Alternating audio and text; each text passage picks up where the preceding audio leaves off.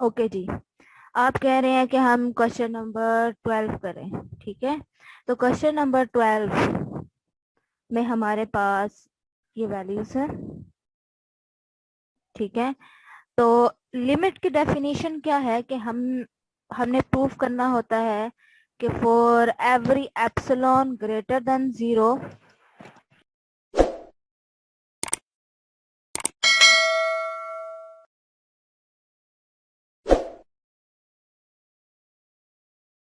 There exist a number k such that k mod of x and minus l is less than epsilon for all n greater than equals to k की condition के साथ। ठीक है, तो ये हमारी definition है limit की जो हम यहाँ अप्लाई करेंगे। तो हमारे पास सीक्वेंस क्या गिवन है, एक्स एन की वैल्यू 1/3n, इसके अलावा उसने हमें एल भी दे दिया है, वो है जी 0। ठीक है, तो अब हमने वही पूरा जो जैसे एग्जांपल्स में क्राइटेरिया किया गया है कि हमने कंसीडर कर लेना है 1/3n minus 0 mod is equal to mod of 1/3n। अब आपने कोई ऐसी वैल्यू लानी है जिसके करस्पॉन्डिंग हम एप्सिलॉन और के का रिलेशन डिफाइन कर सके, जस्ट एज जैसे हमने यहाँ यहाँ किया हुआ है, मतलब इसमें एग्जांपल्स में थ्योरम्स हैं, एग्जांपल थियरी, ये ठीक है। जैसे एज इट इज हमने इसमें करना है, जैसे ये हमने सीक्वेंस रखी लिमिट जी। मैम ये जो मेरे पास है फोर्थ एडिशन, उसमें जो 12 क्वेश्चन है वो और है, मतलब जो 11 नंबर पर वो 12 यहाँ पर बन रहा है फोर्थ एडिशन में, जो आप करवा रहे हैं वो 13 बन रहा है। जो मैं पढ़ा रही हूँ वो कौन सा एडिशन है? वो थर्ड एडिशन होगा, मेरे पास फोर्थ एडिशन है और जो आप करवा रहे हैं वो 13 है यहाँ पर मेरे पास। अच्छा, वो 13 है, वो बस चेंज होंगे डिफरेंट क्वेश्चंस। वो आप पीडीएफ से और आप अपनी बुक से कंपेयर कर सकते हो कि वो कौन कौन से क्वेश्चंस हैं। Okay ma'am. ठीक है, तो बेसिकली हमने क्या लाना था, हमने ये कंडीशन लानी थी, तो उसके लिए हमने जस्ट अपनी सीक्वेंस और लिमिट को माइनस करके अपनी कंसीडर किया, अपनी एक्सप्रेशन उसको सॉल्व करके हमारे पास ये वैल्यू आती है। अब इसने मोड लगाया तो ये n+1 आ गया, 1/n+1 is less then 1/n। अब ये तो हमने यहाँ से निकाला। ठीक है, फिर हमने यहाँ से 1/n पे कंडीशन लगाई कि ये वैल्यू लेस देन एप्सिलॉन को सेटिस्फाई करती है। क्यों सेटिस्फाई करती है? क्योंकि ये किसी भी के लिए इसकी टर्म होल्ड करती है, और इसको हम ये इसमें भी आ सकता है। ठीक है, अच्छा अब हमारे पास 1/3n है। अब 3 की पावर मैं कुछ भी दूं, 0 1 2, ये हमेशा पॉजिटिव रहेगा। तो दैट मीन्स मैं अगर इसको 1/3n एज इट इज लिख दूं तो कोई फर्क नहीं पड़ेगा।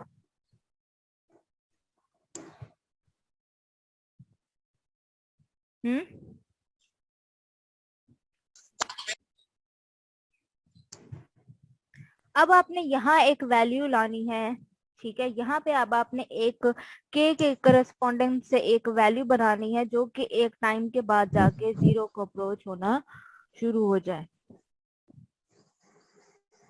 ठीक है, तो वो क्या वैल्यू की जा सकती है? जैसे यहाँ पे 1/n+1 था, तो यहाँ 1/n कर दिया था उसने। ठीक है, तो यहाँ क्या वैल्यू बनाई जा सकती है?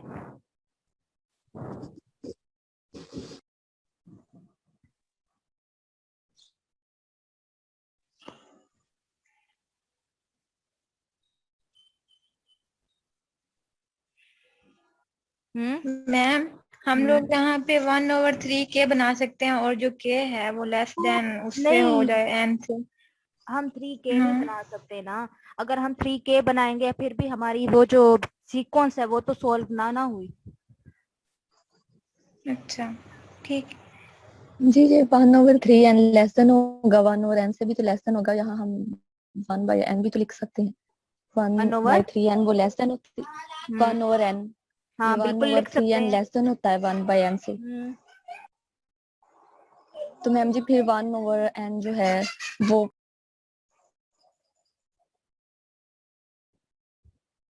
ठीक है, थ्योरम के मुताबिक जो है वो 1/n है, वो लेस है एप्सिलॉन से। जी मैम, 1 ये ओवर लेस लेस देन हो जाएगा, वो 1 बाई इक्वल के टू से, आएगा। तो वो 1 बाई के, हाँ, वो बाकी 1 बाई सारा के से लेस। बाकी सारा वही प्रोसीजर जो पिछला है, जो कि कह रहा है कि जो अगर 1 एग्जांपल है। ओवर एन की वैल्यू मैं सपोज करती हूँ कि ये लेस देन एप्सिलॉन है, ठीक है, तो लाजमी लाजमी मेरे पास एक के एग्जिस्ट करेगा जो कि एन से बड़ा है, सच दैट अब इस इनइक्वालिटी से जब 1 ओवर एन में जाऊंगी तो ये लेस देन 1 ओवर के हो जाएगा स्ट्रिक्टली। और ये जो 1 ओवर के है, बेसिकली जब 1 ओवर एन इससे भी छोटा हो गया है और ये एप्सिलॉन इनसे बड़ा होगा, तो ये सिचुएशन आएगी 1 ओवर के less than epsilon. Yes ma'am. ये फिर के एप्सिलॉन डिपेंडेंट, जो पीछे वो जो एग्जांपल में काम कर रहा है उसमें उसने थोड़ा सा इनइक्वालिटीज को नहीं, जस्ट उसने डायरेक्ट जो है 1 ओवर के लेस देन एप्सिलॉन लिखा हुआ है, ठीक है। तो ये कहाँ से आया, ये यहाँ पे उसने डाली है ये इक्वेशन एग्जाम्पल 1 में, बाकी ठीक। एग्जाम्पल्स में उसने उस चीज को इंसर्ट नहीं किया। बिल्कुल सिमिलरली आप बाकी के क्वेश्चंस भी अटेम्प्ट कर सकते हो, मैम जी ठीक है। अब जैसे ये एन बी एन वाला है ना, तो पीछे जो एग्जाम्पल बी एन के करस्पॉन्डिंग दी गई है आप उसको यूज कर सकते हो, और इसके अलावा वो आपको हिंट दे रहा है कि बाइनोमियल थ्योरम यूज करो, जो कि आपकी एग्जाम्पल 3.1.11 डी पार्ट में की गई है, मैम जी ठीक है। इसी तरह से मैम जी 15 और 14, 15 और 16 भी। मैम 15 और 16 का हिंट दे दे, इसमें ना फैक्टोरियल यूज हो रहा है। तो फैक्टोरियल को आप ओपन कर लोगे, मैम n है तो n एन तो के फैक्टोरियल करस्पॉन्डिंग आप ओपन करोगे ना, एन के साथ एन का फैक्टोरियल का मतलब है आपका 3 का फैक्टोरियल क्या होता है, पहले तो आप मुझे ये बताओ, 3 मल्टीप्लाई 2 3 2 मल्टीप्लाई 1। 1, ठीक है, ठीक जी। मल्टीप्लाई हो रहा है। तो इसी तरह से जब हम n फैक्टोरियल लिखूंगी तो मैं लिखूंगी n माइनस 1, फिर n minus 2 and up to so on, जाते जाते जाते जाते फिर 3 2 और फिर एटलीस्ट 1।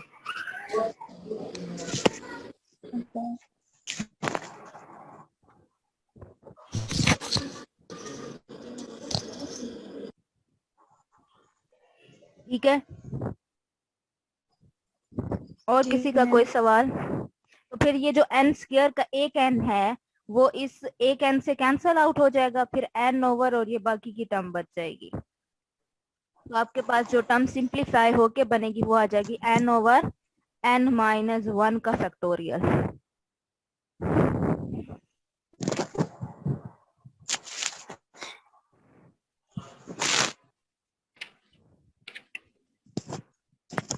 ये बात समझ आई है कि ये बाकी की वैल्यू n माइनस 1 का फैक्टोरियल होगी।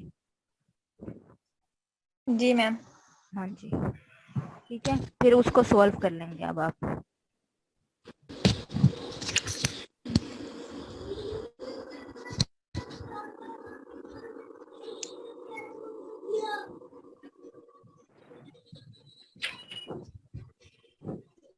ओके, हमने स्क्वीज थ्योरम लास्ट टाइम किया था और उससे रिलेटेड आज हमने जी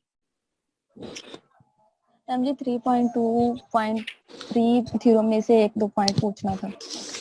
3.2.3 नहीं मैम जी, ऊपर वाला जो ऊपर काफी ऊपर स्टार्ट में जो है थ्योरम। स्क्वीज थ्योरम का कह रहे हो? नहीं मैम जी, वो ऊपर ऊपर है, अभी स्टार्ट में ही है सेकंड थ्योरम। जी मैम, ये वाला, यही मैम। यही वाला? मैम नीचे वाला, इससे नेक्स्ट जो है प्लस माइनस वाला।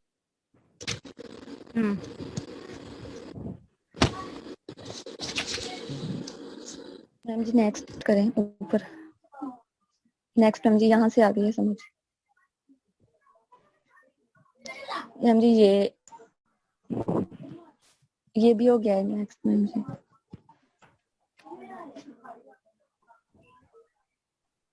ये मैम जी ये वाला जो C X is equal to C CX can converges to CX। Ma'am इसको किस तरह से करना है, ये इसकी समझ नहीं आई।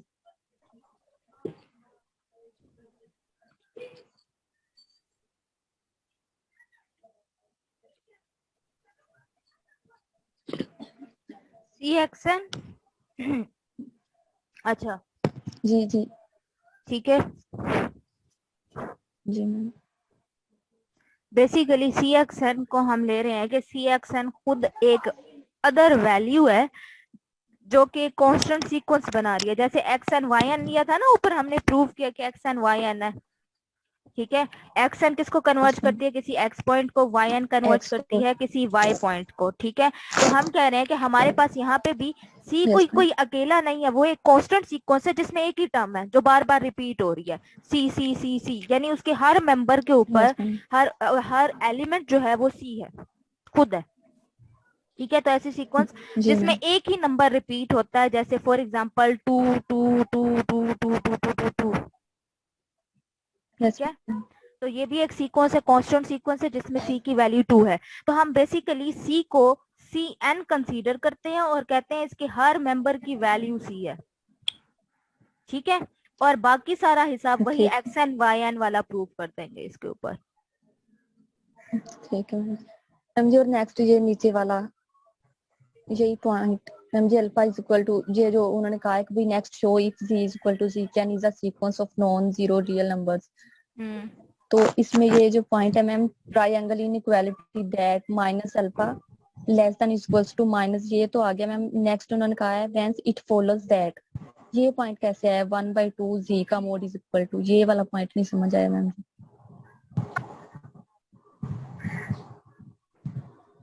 ये वाला पॉइंट यस मैम। ओके। ये कहाँ से है, कैसे है? बेसिकली हमने मोड Z की वैल्यू जो है वो ऐड कर दी है इस पूरी इनइक्वालिटी में, ठीक है। ठीक है मैम।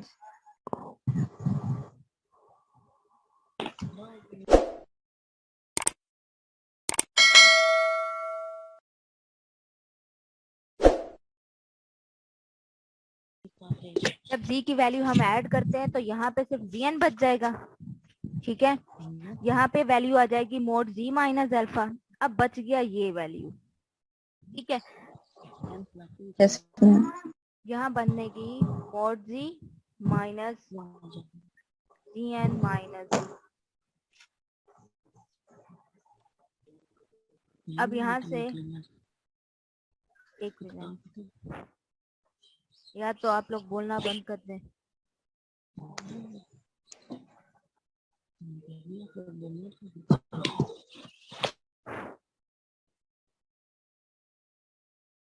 बेसिकली उसने खुद ली थी कि अल्फा की वैल्यू जो है वो हाफ मोड Z है। अगर आप शुरू से देखो उसने ऑलरेडी अल्फा को ये लेट किया हुआ है, ठीक है। जब मैं कह रही हूँ कि mode of Z minus alpha, ठीक है, mode of Z minus alpha का मतलब क्या है कि मैंने अल्फा मोड ऑफ Z में से ये half mode Z value minus करती है। यूं समझ ले x में से मैंने हाफ x को माइनस किया है, तो वो जाहिर है 1/2x बाकी की वैल्यू बचेगी। तो बेसिकली वो वही चीज कह रहा है कि 1/2x is equal to mod of Z minus alpha. वो बेसिकली रिलेशन ले रहा है इसकी पहली टर्म का, इस इनइक्वालिटी में वो जस्ट दो चीजें। एक मिनट मैं जरा ये क्लियर कर दूं। इसी इनइक्वालिटी में जस्ट ये टर्म और इस टर्म का रिलेशन ले रहा है, ये ओमिट कर दिया उसने, बीच में से निकाल दिया, ठीक है। मोड ऑफ Z दोनों तरफ ऐड किया है। अल्फा की वैल्यू ये थी तो यहाँ से हमारे पास ये आया, ठीक है जी। अब बताएं क्या कहना चाह रहे थे आप।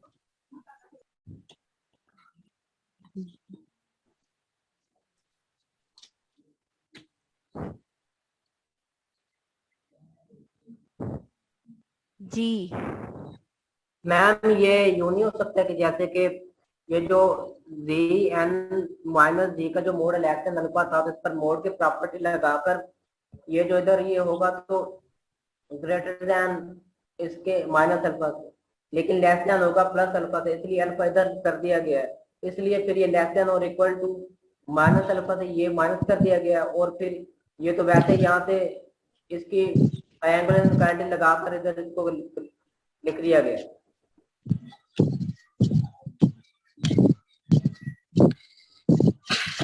मैम जो लेफ्ट साइड पे है वहां पर मोड की प्रॉपर्टी लगाई गई है, मतलब अगर कोई भी नंबर लेस देन अल्फा होगा तो वो इस तरह होगा, और फिर आगे ये जो जी एन माइनस जी का मोड है उस पर ट्रायंगुलर इनक्वालिटी लगाकर राइट साइड पे जो लिखा गया है for n is greater than और इक्वल टू k1। जी बिल्कुल ऐसे ही है।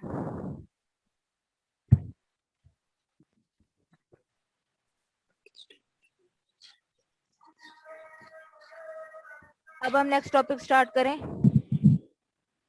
मैम जी जो हमारा एक थ्योरम था जो स्टार्ट में है, लिमिट से जहाँ से हमारा स्टार्ट होता है लेक्चर कल परसों वाला, कन्वर्जेंट वाला थ्योरम है जो, मैम वो तो समझा दें, उसकी समझ ही नहीं आई। क्या समझ नहीं आई? किसी और को समझ आया? क्या convergent sequence is always bounded? Ma'am मैं वो सीक्वेंस वाले थ्योरम की बात करें जो लिमिट थ्योरम के नीचे नहीं है, डेफिनेशन के नीचे है जो। एक मिनट।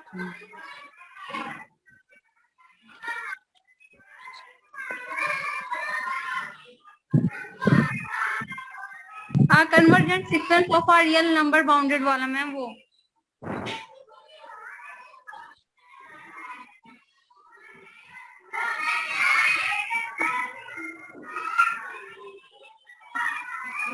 जी किसी को आता? किसी को समझ आया तो जरा हाथ खड़े करें।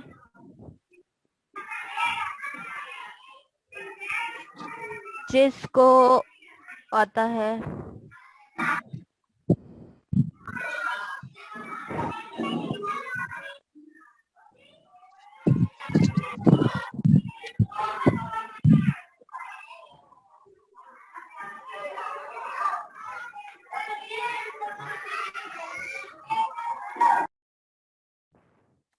क्या कह रही हूँ, हाथ खड़े करें जो जिसको समझ आया है।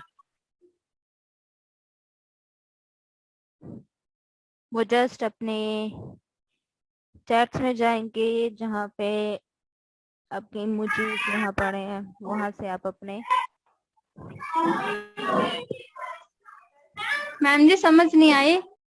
मैं कह रही हूँ जिसको समझ आया है वो जरा हाथ खड़ा करेगा, और प्लीज अपने सब माइक म्यूट रखें।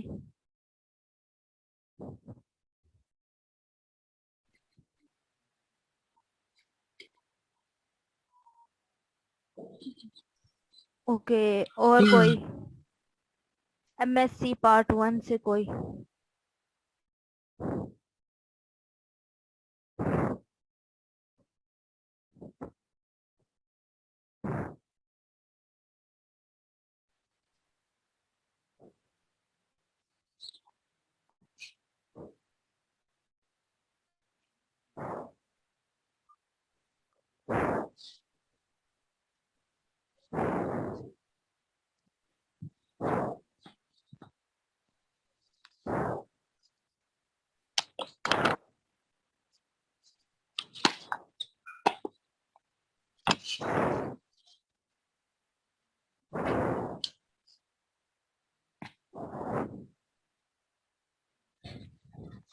बस एमएससी पार्ट 1 में से किसी को समझ नहीं आया थ्योरम? सीआर सीआर है क्लास में? ओके, सीआर आप समझाओ, क्या समझ आया है आपको?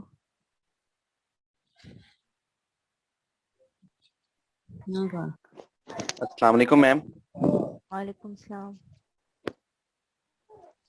मैम वैसे मैंने रिवाइज तो किया है मगर फुल समझ नहीं आया मुझे भी। चलें आप कराएं, यहाँ मैं साथ साथ बताती जाऊंगी। ये थ्योरम में बता रहा है कि हमारे पास कोई कन्वर्जेंट सीक्वेंस है जिसके रियल नंबर जो है हमारे पास वो बाउंडेड हैं। तो स्टार्ट में वो ले रहा है कि हमारे पास कोई लिमिट है, अप्रोचेस कर रही है एक्स एन को, वो इक्वल है एक्स के। तो वहां पर हम साथ इसके let epsilon is equal to 1 करते हैं, तो देन देयर एग्जिस्ट इससे एक हमारे पास नेचुरल नंबर आएगा जो होगा k is equal to k, तो k है 1 को प्रोसेस कर रहा है, such that x n minus x mod less than है वो हमारे पास 1 से, for all n less than is equal n greater than is equal to k if we apply the triangle inequality, यानी हमारे पास जो ट्राइंगल इनइक्वालिटी है उसके साथ n greater than is equal to k है, तो हमारे पास जो होगा x n mod is equal to x n, यहाँ यानी कि एक्स एन के साथ हमने माइनस एक्स भी ले लिया और जमा का एक्स, यानी कि एक्स एन का मॉड है ये, तो ये हमारे पास लेस देन होगा x n minus x mod plus x less than 1 plus x mod if we set m is equal to supremum x1 mod x2 mod and so on xk minus 1 mod 1 plus x, then if it follows that x and mod less than is equal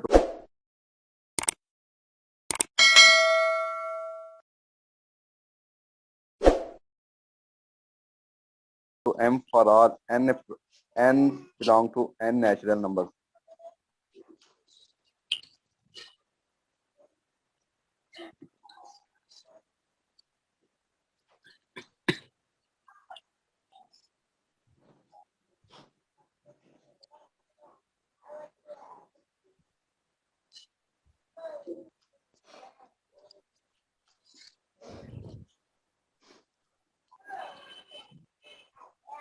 आपको given क्या किया गया यहाँ?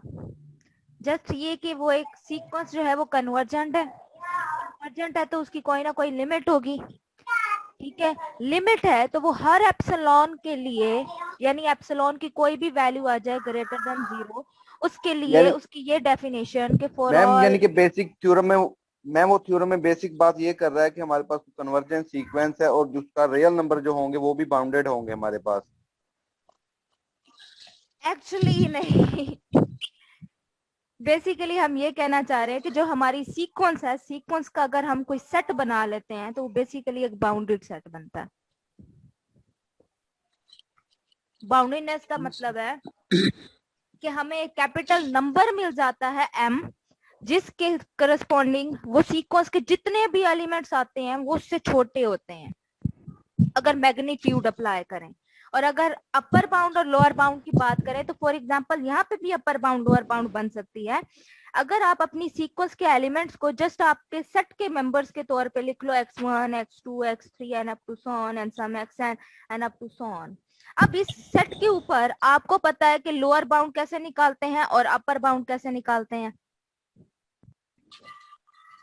पता है? तो अगर मैं लोअर बाउंड और अपर बाउंड की डेफिनेशन इसके ऊपर लगा दूं तो मैं कहूंगी कि xn की वो तमाम वैल्यू जो किसी भी वैल्यू m से छोटी हो जाएं, ये जो जितने भी ये m नंबर्स आएंगे ये इसके अपर बाउंड्स होंगे, ठीक है। इसी तरह से मैं कहती हूँ अगर xn की वैल्यूज जो है greater than equal to some m हो तो ये जो m होगा ये इसका लोअर बाउंड होंगे इस पूरी सीक्वेंस के, और ये फॉर ऑल n होगा, ठीक है। यानी सीक्वेंस के हर एलिमेंट, सीक्वेंस के जितने एलिमेंट्स हैं वो किसी फिक्स नंबर m से छोटे हो गए हैं तो ये जो फिक्स नंबर m होगा ये उसका अपर बाउंड में शामिल हो जाएगा। और अगर सीक्वेंस के मेंबर्स किसी फिक्स मेंबर m से बड़े हो गए हैं तो ये जो m होगा ये उसका लोअर बाउंड होगा। तो यही डेफिनेशन थी जो हम पीछे लोअर बाउंड अपर बाउंड की करते हैं। अगर मैं इन दोनों को मिला लूं, क्योंकि कोई भी सेट बाउंडेड होता है अगर उसकी लोअर और अपर दोनों बाउंड हो, तो ये कंडीशंस को अगर मैं इसको यूं ले लूं minus x n is less than equal to minus m, ठीक है। दोनों में तकरीबन सेम कंडीशन है, इसे यूं लिखा जा सकता है कि mode of xn is less than equals to sum n, यानी मोड लगा दिया जाए। और यही आपका बुक वाला डेफिनेशन जो आपकी बाउंडेडनेस की दे रहा है वो यही है, बेसिकली है वही लोअर बाउंड अपर बाउंड वाला कंसेप्ट, ठीक है। लेकिन अब वो कहना चाह रहा है कि अगर कोई सीक्वेंस कन्वर्जेंट है तो वो लाजमी बाउंडेड होगी। अब हमने ये देखना है कि वो क्यों होगी। दैट मीन्स कि अगर हमारे पास कोई सीक्वेंस कन्वर्जेंट है तो इसके करस्पॉन्डिंग हम एक एम फाइंड कर सकते हैं। हमने ये एम फाइंड करना है, ठीक है। अगर हम ये एम फाइंड कर देते हैं जिसकी कंडीशन एक्स एन के साथ ये इस तरह की ये इनइक्वालिटी होल्ड करती है तो हमारा काम हो गया। तो उसके लिए हमने ये किया है कि कन्वर्जेंट की डेफिनेशन है कि एप्सिलॉन जितने मर्जी हों उनके लिए for all n greater than k x n minus x की वैल्यू लेस देन एप्सिलॉन होगी। तो यहाँ एप्सिलॉन को वो इक्वल्स टू 1 फिक्स कर रहा है।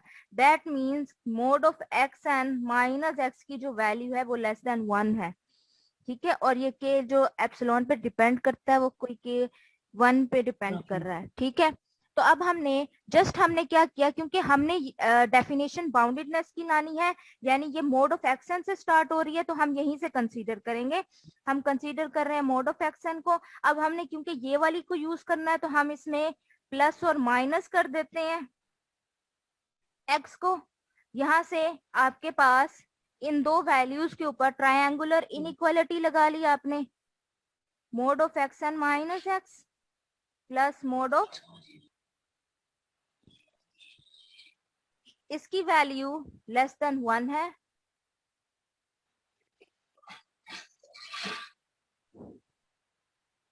आ गई ये कंडीशन,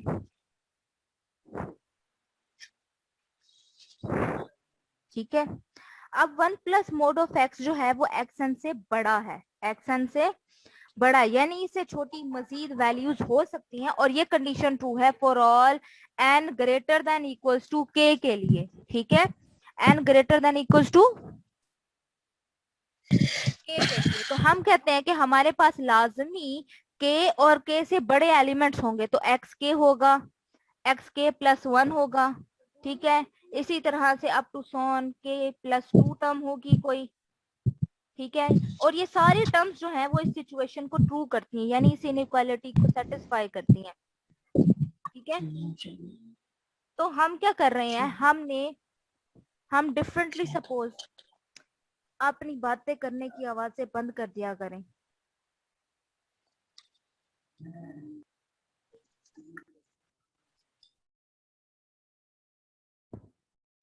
आप जो सांसें लेते हैं अपने स्पीकर्स में, इवन वो तक सुनाई दे रही होती हैं और बहुत बुरी लग रही होती हैं। अगर आप लोग नहीं बोल रहे अपने माइक्स में तो अपने माइक्स बंद कर दिया करें।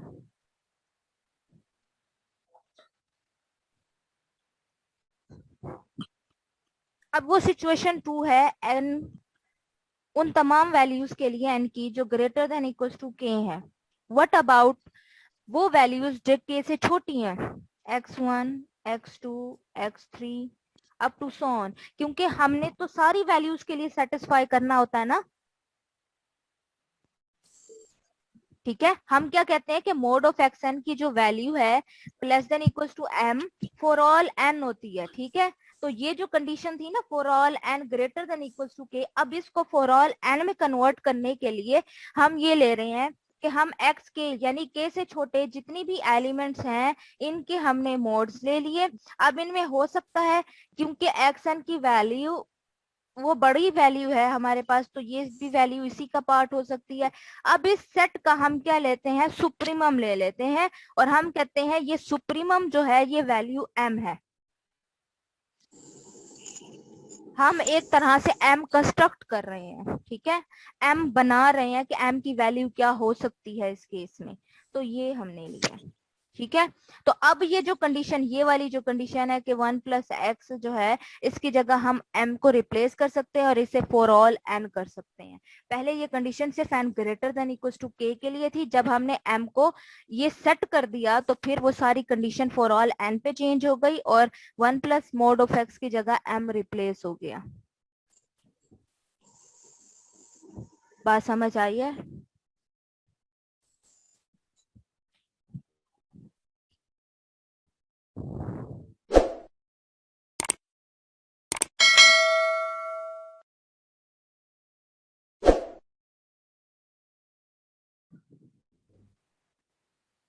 ओके, तो हमारा एक्सक्यूज मी मैम, जी जी मैम जी आप जब लेक्चर दे रही होते हैं आप बहुत तेज बोल रहे होते, तो आप हम पहली लाइन पे होते हैं तो आप दूसरी लाइन पे पहुंचे होती। मैम थोड़ा सा ना स्लोली किया करें थोड़ा। अच्छा स्लोली किया करो।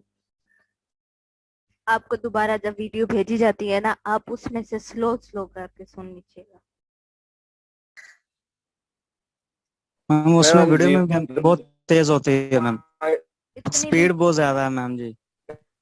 आप यूं कहें कि आपका सिलेबस ज्यादा जा रहा है। 0.5 पे करके सुना करें। यस मैम, ज्यादा सिलेबस हो रहा है, हमसे होता नहीं, हो ही नहीं रहा इतना काम। असल में मैथ्स उस दिन 10 मिनट के मैम लेक्चर जाहिर सी में बात है मैम, 10 स्पीड 12 ज्यादा तेज होगी तो ग्रुप सिलेबस भी ज्यादा ही होगा मैम।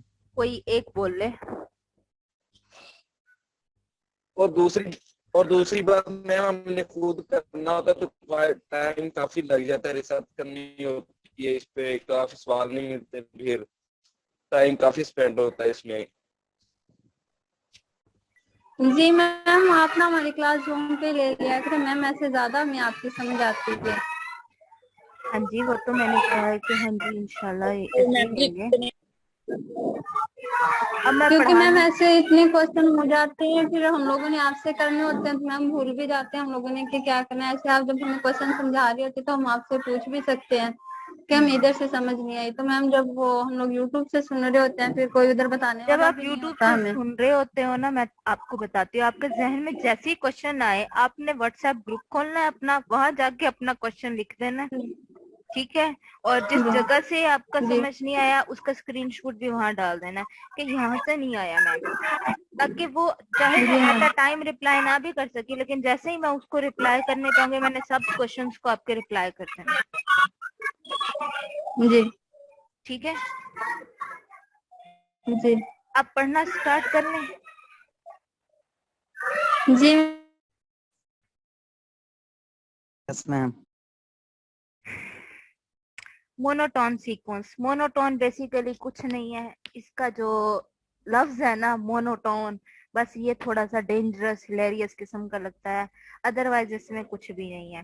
आपको इंक्रीजिंग और डिक्रीजिंग सीक्वेंस का पता होगा। इंक्रीजिंग ऐसी सीक्वेंस होती है जिसका हर अगला एलिमेंट जो है पिछले से बड़ा हो, जैसे x2 जो है वो x1 से बड़ा है, xn जो है वो फिर बाकियों से बड़ा है, यानी एक तरतीब चले कि हर अगला एलिमेंट जो है पिछले से बड़ा हो तो उसे हम इंक्रीजिंग कहते हैं। और अगर हर अगला एलिमेंट जो है पिछले से छोटा होता जाए, ठीक है, हर अगला एलिमेंट पिछले से छोटा होता जाए तो उसे हम डिक्रीजिंग कहते हैं, ठीक है। और ऐसी सीक्वेंस को हम मोनोटोन कहते हैं, वो या तो इंक्रीजिंग हो या डिक्रीजिंग हो तो हम उसे कहते हैं कि वो मोनोटोन सीक्वेंस है, ठीक है। यानी कि वो एक मोनोटोन का मतलब होता है यकतरफा, ठीक है। तो इंक्रीजिंग होना या डिक्रीजिंग होना, दोनों में से कोई एक होगी तो लाजमी बात है वो एक तरह का बिहेवियर रखती है सीक्वेंस, ठीक है। जैसे फॉर एग्जाम्पल अब 1/n है, 1/n के एलिमेंट्स लिखती हूँ 1, 1/2, फिर 1/3, तो हर अगला आने वाला एलिमेंट जो है वो पिछले से छोटा है। 1/2 1 से छोटा है, 1/3 1/2 से छोटा है, इसी तरह से 1/4 1/3 से छोटा है। तो ये एक डिक्रीजिंग सीक्वेंस है और इसे हम वो मोनोटोन सीक्वेंस भी कहते हैं। मोनोटोन सीक्वेंस इसलिए कहते हैं कि ये एक डिक्रीजिंग सीक्वेंस है, ठीक है। तो दोनों में से कोई एक होनी चाहिए, आइदर इंक्रीजिंग और डिक्रीजिंग, ठीक है। अब यहाँ पे कुछ इंक्रीजिंग सीक्वेंसेस की उसने दी है और कुछ फिर डिक्रीजिंग सीक्वेंसेस की एग्जांपल्स दे रहा है, और उसके बाद कुछ सीक्वेंसेस के बारे में बता रहा है जो मोनोटोन नहीं होती। फॉर एग्जांपल -1 और 1 के दरमियान अल्टरनेट सीक्वेंस जो ये थी, उसके बाद ये एक और सीक्वेंस है, ये मोनोटोन नहीं है क्योंकि इसमें जो एलिमेंट्स हैं उनमें कोई तरतीब नहीं है, कोई यकतरफा बिहेवियर नहीं है। अब ये देखो -1 पहला एलिमेंट है, फिर है 2, यानी कि ये दूसरा एलिमेंट इसका बड़ा हो गया, फिर -3 आ गया, तो अब ये छोटा हो गया। यानी कि अगर इसमें पहले एलिमेंट में बिहेवियर था कि ये बड़ा है और अगले टर्म में उसका बिहेवियर वो छोटा होने पे आ गया, ठीक है। यानी एक तरह का नहीं है, डिफरेंट है। The following sequence are not monotone but they are ultimately monotone.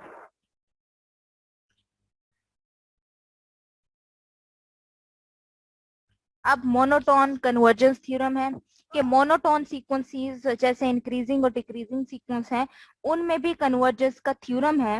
वो कहता है कि a monotone sequence of real number is convergent if and only if it is bounded. अब देखो पीछे हमें उसने थ्योरम बताया था, अब आप रिलेट करो। उसने हमें कहा कि कोई भी सीक्वेंस हो, एनी सीक्वेंस, ठीक है, एनी सीक्वेंस लें, अगर वो कन्वर्जेंट है तो उसकी कन्वर्जेंस इंप्लाई करती है कि वो बाउंडेड है, ठीक है। लेकिन ये रिवर्स होल्ड नहीं करता। क्यों? -1 की पावर n वाली सीक्वेंस ये बाउंडेड है लेकिन ये कन्वर्जेंट नहीं है, ठीक है, कन्वर्स होल्ड नहीं करता। और ये उसकी एग्जांपल है कंट्रोलरी। अच्छा, अब वो कह रहा है, अब हमने मोनोटोन की कंडीशन लगा दी, यानी इंक्रीजिंग और डिक्रीजिंग की कंडीशन लगा दी सीक्वेंस के ऊपर। मोनोटोन सीक्वेंस में वो कहता है अगर वो कन्वर्जेंट है तो वो बाउंडेड है, और अगर वो बाउंडेड है तो वो कन्वर्जेंट है, ठीक है। यानी स्पेशल टाइप ऑफ सीक्वेंस ऐसी आ गई जो कन्वर्जेंट और बाउंडेडनेस में रिवर्सिबल प्रोसेस को अलाउ कर रही है। अब इसमें थोड़ा सा उसने इसी चीज को फर्दर मोर उसने एक्सटेंड किया है। वो कहता है अगर कोई बाउंडेड इंक्रीजिंग सीक्वेंस है तो उसकी लिमिट इस तरह से निकाली जा सकती है, अगर कोई बाउंडेड डिक्रीजिंग सीक्वेंस है तो उसकी लिमिट ये होगी। सबसे पहले तो हमने पहले वाला पार्ट प्रूव करना है कि convergent if and only if it is bounded. If and only if की कंडीशन आ गई है तो दैट मीन्स हमने 2 दफा प्रूव करना है इसको। पहले कन्वर्जेंट सपोज करेंगे तो बाउंडेड प्रूव करेंगे, फिर बाउंडेड सपोज करेंगे तो फिर कन्वर्जेंट प्रूव करेंगे, ठीक है। तो पहले वाला पार्ट के कन्वर्जेंस, जब हम सपोज करेंगे कि कन्वर्जेंट है तो प्रूव करना कि बाउंडेड है, तो सेम प्रोसेस जैसे हमने अभी थ्योरम डिस्कस किया पीछे, थ्योरम 3.2.2 के कन्वर्जेंट सीक्वेंस बी बाउंडेड, वही वाला थ्योरम आपने यहाँ कर लेना है। अब मसला कहाँ है? कन्वर्सली में हमने देखना है कि x बाउंडेड है, तो अब हमने उसको देखना है कि वो कन्वर्जेंट है कि नहीं। अब जब कन्वर्जेंट प्रूव करना है तो उसके लिए हमारे पास 2 सिचुएशंस आ जाती हैं, ये A और B, ठीक है। अगर वो बाउंडेड मोनोटोन सीक्वेंस है, ठीक है, तो वो या तो इंक्रीजिंग होगी या फिर डिक्रीजिंग होगी। अब वो इंक्रीजिंग के केस के लिए डिफरेंट उसकी लिमिट है और डिक्रीजिंग के केस के लिए डिफरेंट लिमिट्स हैं। तो दोनों पार्ट्स की उसने यहाँ किया है। ए पार्ट के लिए देखें, उसने सबसे पहले वो कहता है कि फंक्शन से हमारी जो सीक्वेंस है वो बाउंडेड इंक्रीजिंग सीक्वेंस है। अगर ये बाउंडेड है तो बाउंडेडनेस की डेफिनेशन अप्लाई कर रहा है कि हमारे पास एक रियल नंबर होगा सच दैट कि ये कंडीशन एग्जिस्ट करती है। अब वो कहता है नेक्स्ट वो कंप्लीटनेस प्रॉपर्टी लगा रहा है, ठीक है। कंप्लीटनेस प्रॉपर्टी 2.3.6 से कि द सुप्रीमम, कि हमारे पास एक सुप्रीमम एक्सटारिक लाजमी हमारी सीक्वेंस का एग्जिस्ट करेगा, ठीक है। जब अपर बाउंड एग्जिस्ट कर रहे हैं तो जाहिर ही बात है अपर बाउंड में से कोई ना कोई लीस्ट वैल्यू भी तो एग्जिस्ट करेगी, ठीक है। हम लेट कर रहे हैं कि वो कोई एक्सटारिक है, ये भी रियल नंबर्स में जाती है, ठीक है। अब हमने शो ये करना है कि इस सीक्वेंस की लिमिट भी यही एक्सटारिक है। बात समझ आ रही है? मैम तो हमें कैसे पता चलेगा कि वैल्यू इसी की एग्जिस्ट कर रही है इसके ऊपर? कि ये लिमिट एग्जिस्ट कर रही है, ये हम प्रूव करेंगे कि आया ऐसा है कि नहीं, लिमिट की डेफिनेशन के अकॉर्डिंग, ठीक है। लिमिट की डेफिनेशन और अपर बाउंड की जो सुप्रीमम की कंडीशंस हैं, प्रॉपर्टीज हैं, वो यूज करेंगे। अब सुप्रीमम की कंडीशन से अब आपके पास अगर मैं अब कन्वर्जेंस की डेफिनेशन लगाती हूँ तो वो आ जाता है x minus x star mod is less than epsilon, ठीक है। इसको मजीद अगर मैं लिखूं तो ये ओपन हो जाएगा absolute xn minus x star less than epsilon. X star को पूरी इनइक्वालिटी में ऐड करते हैं तो एक्सटारिक माइनस एप्सिलॉन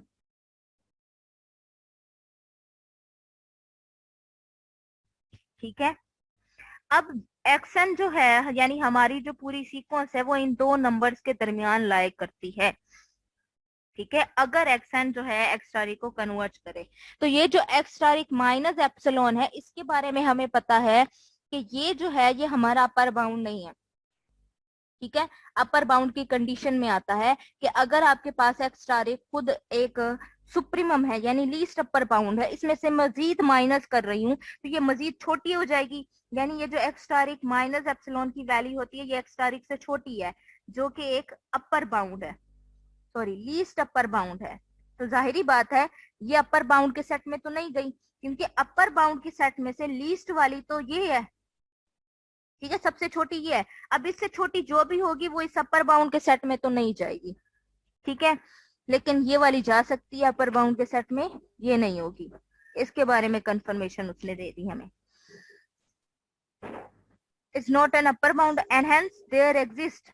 अब हमारे पास एक और प्रॉपर्टी थी कि अगर कोई वैल्यू अपर बाउंड नहीं है, अगर कोई हमें एक और वैल्यू मिल जाती है जो हमारे सुप्रीमम से छोटी आ जाती है, तो हम कहते हैं हमें उसके करस्पॉन्डिंग हम एक और नंबर ढूंढ सकते हैं। वहां पे आपका एस के करस्पॉन्डिंग था, हम यहाँ पे एक्स के आपका ऑथर लेट कर रहा है। ये प्रॉपर्टीज हम ऑलरेडी अपर बाउंड की कंडीशन में पढ़ चुके हैं। ठीक है, कि हमारे पास एक एक्स के लाजमी एग्जिस्ट करेगा सच दैट इसका एक्स स्टार एक माइनस एप्सिलॉन से रिलेशन ये होगा।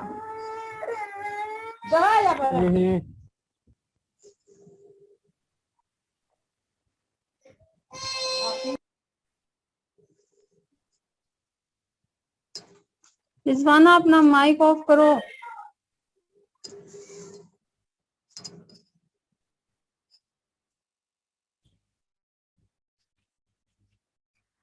ठीक है, तो दैट मीन्स हमारे पास कोई ना कोई एक ऐसा एलिमेंट लाजमी एग्जिस्ट करेगा जो उससे बड़ा होगा। अब जब ये उससे बड़ा है तो हम कहते हैं कि एक्स के का जो रिलेशन एक्स एन के साथ है ये लेस देन इक्वल्स टू का है, क्योंकि हमारे पास कंडीशन आती है n greater than equals to k. जब एन की वैल्यू बड़ी है के से तो जाहिरी बात है एक्स के की एलिमेंट, क्योंकि जैसे जैसे आपकी वैल्यूज बढ़ती जाती हैं सीक्वेंस में वैसे वैसे वो बड़ी होती जाती हैं। इंक्रीजिंग सीक्वेंस है, कौन सी सीक्वेंस है? इंक्रीजिंग सीक्वेंस है। तो जाहिर है जो बड़ी वैल्यू होगी उसके करस्पॉन्डिंग एलिमेंट भी बड़ा होगा और जो छोटी होगी उसके करस्पॉन्डिंग एलिमेंट छोटा होगा दूसरी से। ठीक है, अब यहाँ से उसने ये कंडीशन लाए। अब इस कंडीशन को यहाँ इसके दरमियान में ले आए, जो हमने यहाँ निकाली थी अब इनको सम अप करना चाह रहे हैं। जो हमारी ऊपर निकाली थी हमने ये कन्वर्जेंस वाली, अगर आप देखो तो एक्स स्टार एक इसको इसको और फिर इसको इकट्ठा कर रहे हैं। हमने निकाला है कि एक्स स्टार एक माइनस एप्सिलॉन लेस है एक्स के से, एक्स के की value less than equals to x n होती है और एक्स एन की वैल्यू लेस देन होती है एक्स स्टार एक प्लस एप्सिलॉन के।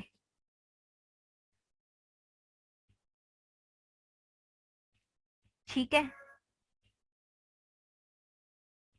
अच्छा ये भी हम यहाँ पे भी एक्स स्टार को ऐड कर रहा है, आप यहाँ पे भी वो कहता है हम एक्स स्टार एक ऐड कर सकते हैं। ठीक है, अब इसी सिचुएशन यहां से वो ये लेके आ रहा है।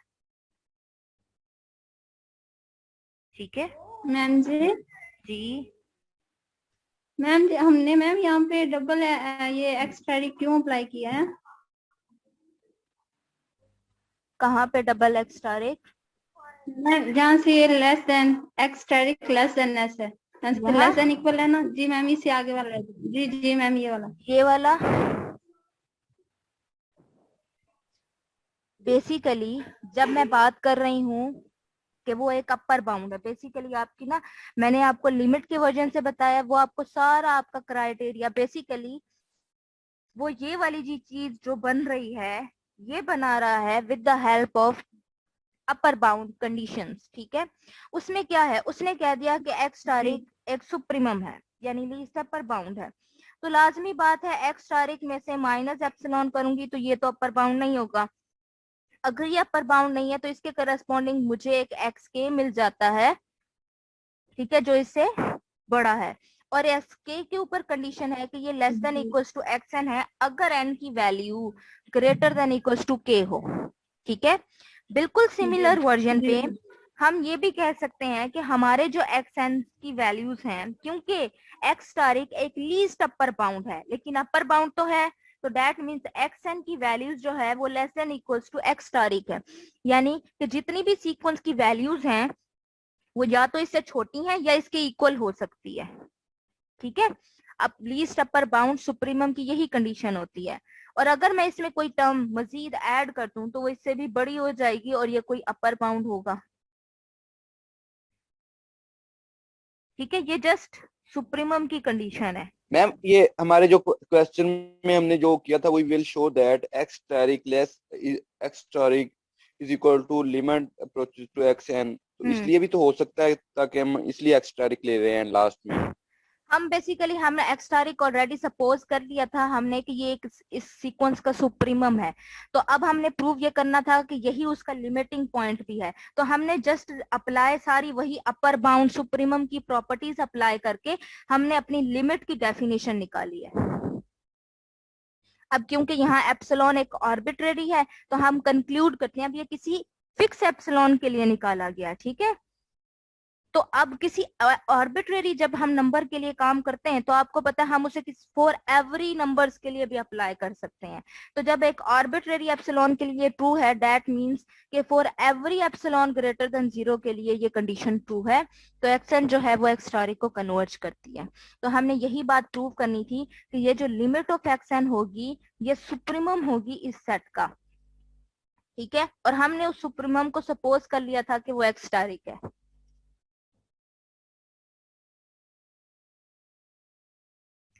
सिमिलर वर्जन में हमने डिक्रीजिंग के लिए प्रूव करना है, उसमें क्या करेंगे, उसमें सेम वर्जन चलाएंगे। ठीक है, सेम काम होगा। ठीक है, बस उसमें वो सुप्रीमम और इन्फीमम के रिजल्ट्स को इधर उधर कर देंगे।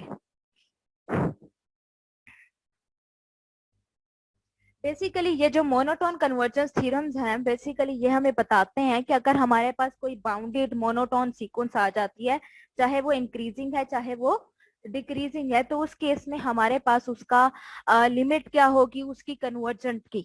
ठीक है, यानी वो हमें एक पूरा का पूरा आइडिया उसने पूरा हमें बता दिया कि अगर आपके पास कोई सीक्वेंस ऐसी है जो मोनोटोन हो और बाउंडेड हो। ठीक है, मोनोटोन मतलब बाउंडेड हो और साथ इंक्रीजिंग हो या डिक्रीजिंग हो। इंक्रीजिंग केस के लिए भी उसने बता दिया कि आपने लिमिट कैसे निकालनी है, जस्ट उस सीक्वेंस सेट का सुप्रीमम ले लें, और अगर डिक्रीजिंग है तो आप जस्ट उस सीक्वेंस सेट का इन्फीमम ले लें। ठीक है,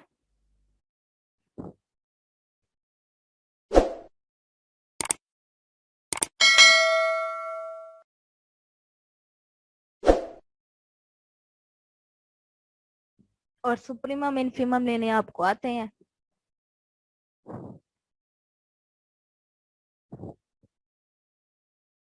जी क्लियर है।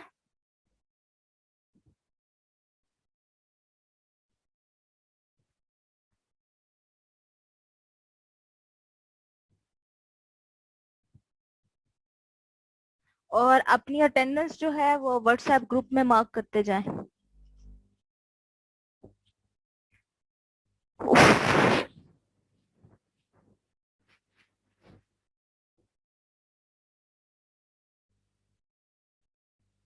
उसके बाद आपको एग्जांपल्स दी गई हैं जिसमें आपने मोनोटोन कन्वर्जेंस थ्योरम को अप्लाई करना है।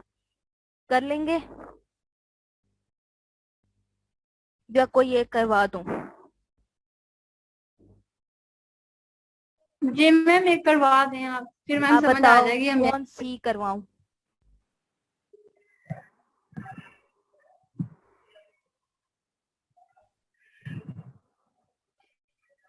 जी मैम ये वाली करवा दें, लिमिट 1/√n।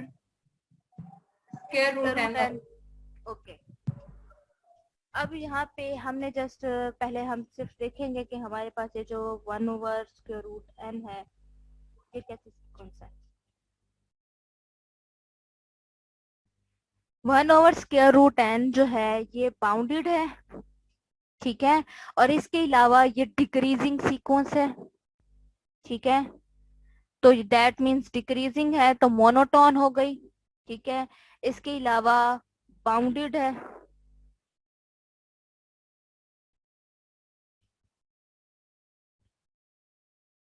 ठीक है। तो अगर ये बाउंडेड, अब वो कहता है कि इसे 3.2.10 से हैंडल कर सकते हैं, अदरवाइज तो इसके ऊपर लिमिट की डेफिनेशन भी लगाई जा सकती है, लेकिन वो कहता है कि हम यहाँ थ्योरम भी अप्लाई कर सकते हैं। कैसे? वो कहता है क्योंकि ये एक बाउंडेड मोनोटोन सीक्वेंस है और डिक्रीजिंग सीक्वेंस है।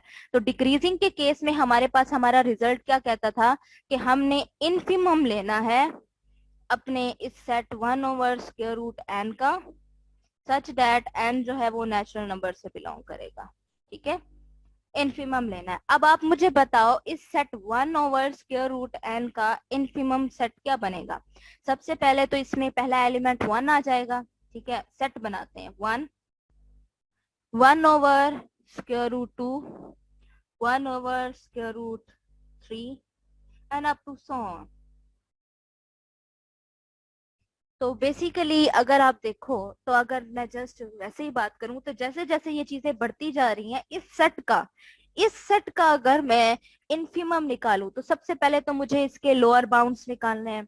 लोअर बाउंड से मुराद वो एलिमेंट्स जो इससे छोटे हो, ठीक है, जो इनकी वैल्यूज में से छोटे हों। तो अगर मैं इसको जस्ट रियल लाइन के ऊपर ड्रॉ कर लेते हैं तो मेरे पास ये 1 एलिमेंट है, फिर यहाँ कहीं 1/√2 बनता है, 1/√3, और ये 0 नहीं बनते बल्कि यहीं कहीं रहते हैं। तो दैट मीन्स माइनस इन्फिनिटी से 0 तक का जो आपका सेट है, 0 इंक्लूडेड, ये आपके लोअर बाउंड्स का सेट है। अब इन लोअर बाउंड में से जो ग्रेटेस्ट वैल्यू है वो आपका इन्फिमम होती है, तो इसमें ग्रेटेस्ट 0 है, तो 0 आपका इन्फिमम है और आपका उसकी लिमिट मिल गई आपको। आपने प्रूव कर लिया कि हाँ जी वो 0 है। जस्ट आपने ये देखना होता है कि आपकी सीक्वेंस जो आप ले रहे हो, आया वो मोनोटोन की जो कंडीशंस हैं कि वो मोनोटोन हो और बाउंडेड हो, क्या वो इस कंडीशन को सेटिस्फाई करती है कि नहीं, ठीक है। मैम जी आपकी आवाज ही नहीं आ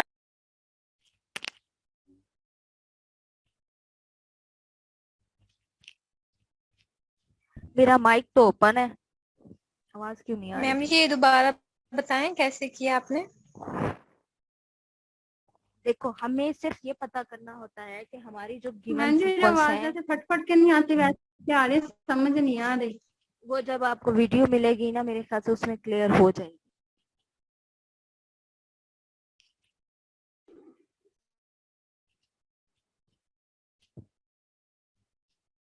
ठीक है। 1/√n एक बाउंडेड और डिक्रीजिंग सीक्वेंस है। डिक्रीजिंग का मतलब है मोनोटोन है। तो अगर ये मोनोटोन है दैट मीन्स वो किसी रियल नंबर को कन्वर्ट करेगी। अब वो रियल नंबर कौन सा रियल नंबर होगा उसको चेक करना है, तो वो हमें मोनोटोन कन्वर्जेंस थ्योरम कहता है कि अगर बाउंडेड डिक्रीजिंग सीक्वेंस है तो इस सीक्वेंस का जो सेट होगा उसके इनफिमम को करेगी। तो हमने उसका सेट लिया तो 1, 1/√2, 1/√3 और इस तरह के एलिमेंट्स बने। तो इन एलिमेंट्स को जब भी मैं रियल लाइन पे ड्रॉ करूंगी तो मेरे पास ये जस्ट 0 को अप्रोच करते हुए बनेंगे, जैसे 1/n की बनते हैं, ठीक है। तो इसके लोअर बाउंड्स का जो सेट होगा वो माइनस इन्फिनिटी से 0 तक का होगा। तो इस लोअर बाउंड के सेट में से जो ग्रेटेस्ट लोअर बाउंड होता है वो इन्फिमम होता है, तो इसमें ग्रेटेस्ट है 0, तो हमने वो चूज कर लिया। दैट मीन्स लिमिट 1/√n जो है वो 0 है, ठीक है।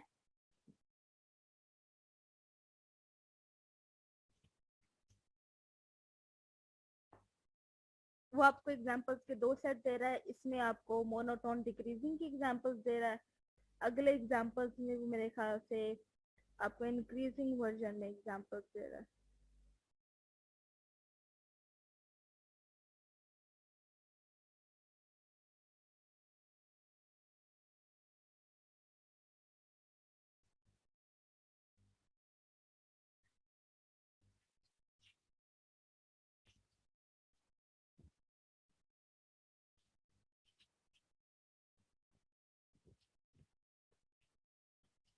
आइलर नंबर्स,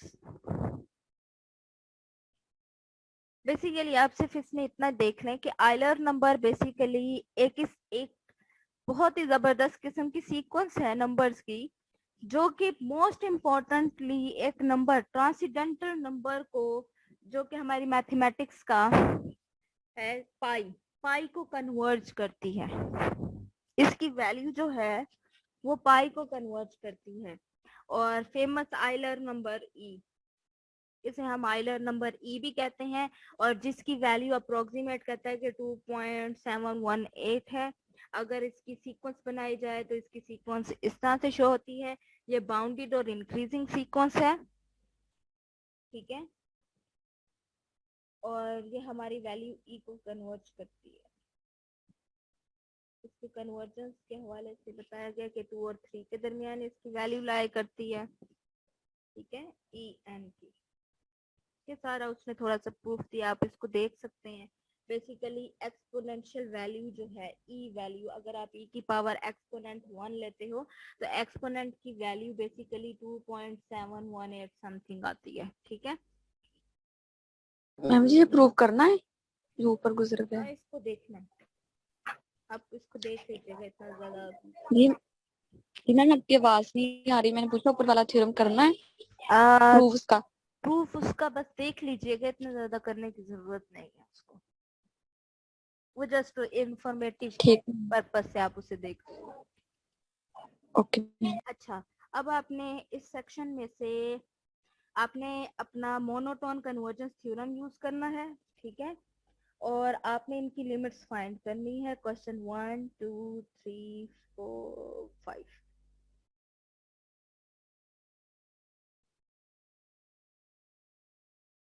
ठीक है। उसके बाद आपने 13 करना है बस।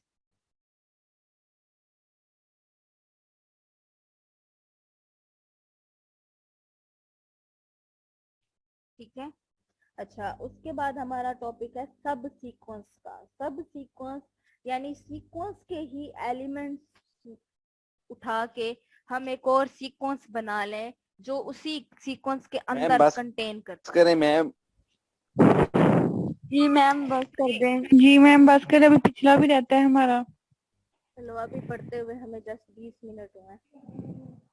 मैम जी वो थ्योरम और एग्जांपल फिर एक्सरसाइज के क्वेश्चन करते इतना टाइम लग जाता है। अभी 3.2 के क्वेश्चन रहते हैं मैम जी।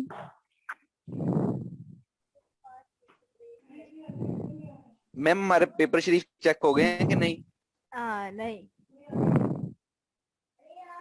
तो आपने हमें पेपर भी चेक करने हैं, फिर आप टाइम काफी हो जाएगा आपका मैम जाया इधर। इतना एहसास।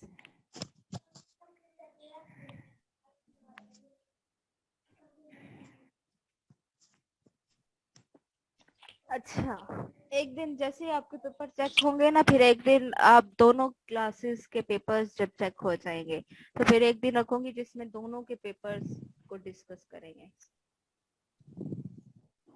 वैसे पेपर को इतना मुश्किल मैम रहने दे, फाइनल के साथ ही चेक कर ले मैम।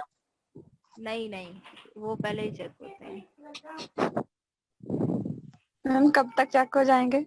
ये देखो, इस नेक्स्ट वीक तक इंशाल्लाह मैं करती हूँ, क्योंकि मेरे पास अभी सिर्फ मॉर्निंग के हैं, इवनिंग के अभी लेने हैं मैंने।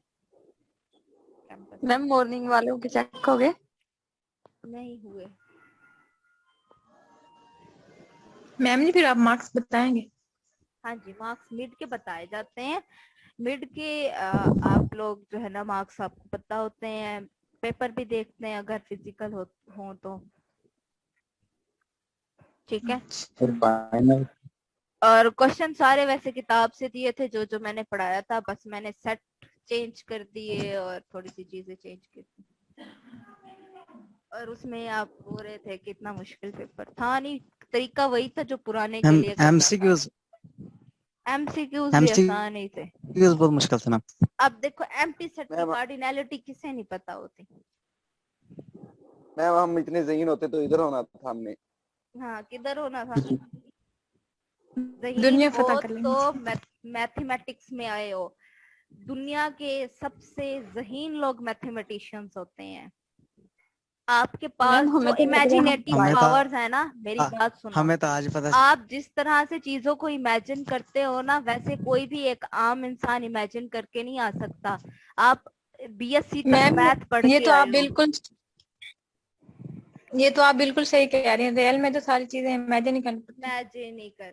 मैम जी अब हमें कोई बाहर कहता है ना आप फर्ज कर लें, ये ऐसे होता है, हम कहते हैं रहने दे, आप फर्ज ना करें, हम सारा दिन फर्ज ही करते हैं। हम फर्ज नहीं करते हैं, हम उन्हें इमेजिन करते हैं।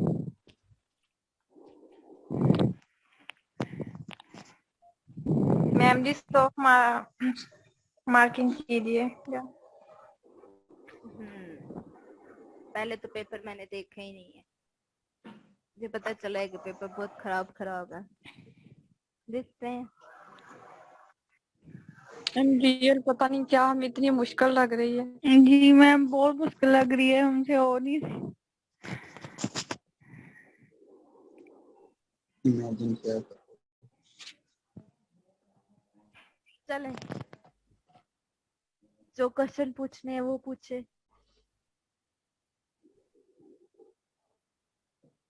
मैम एक बात पूछनी है।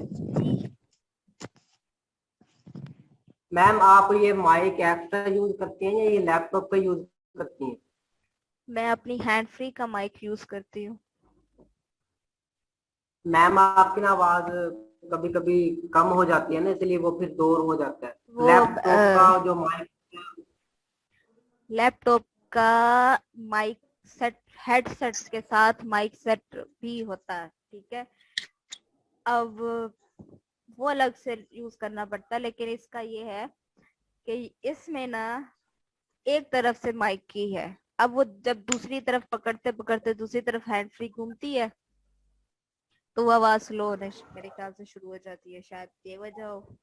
यस मैम ऐसे ही है।